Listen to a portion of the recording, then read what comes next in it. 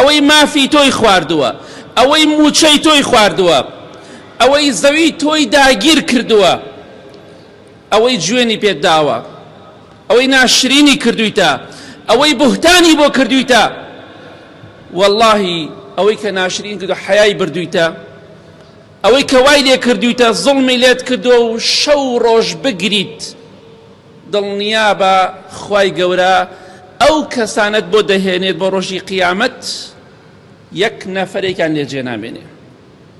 هەموو مافەکانی خۆت، هەموو حەق و مافەکانی خۆت وەردەگریت.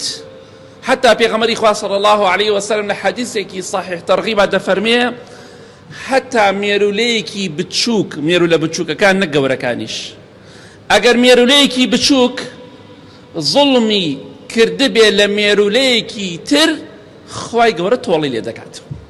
بۆیە بەخوا یەک دینار، یەک سنت، یەک فلس، یەک بەقەت تۆوی خەردەلەیەک حەق و مافت لای هەر کەسێک هەبێ، والله خوای گەورە حەقەکەت بۆ دەگەڕێنێتەوە لەو ڕۆژەی کە ملیۆنەها و هەزارها وەنەی ئەم دنیاە پێویست بۆیە کە خوای گەورە حەقەکان بۆ بگەڕێنێتەوە.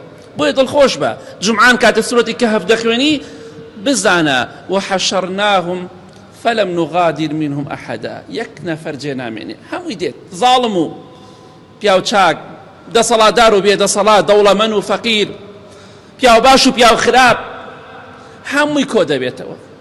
هەموو کەسێک باجی تاوانەکان و زڵمەکانی دەدات.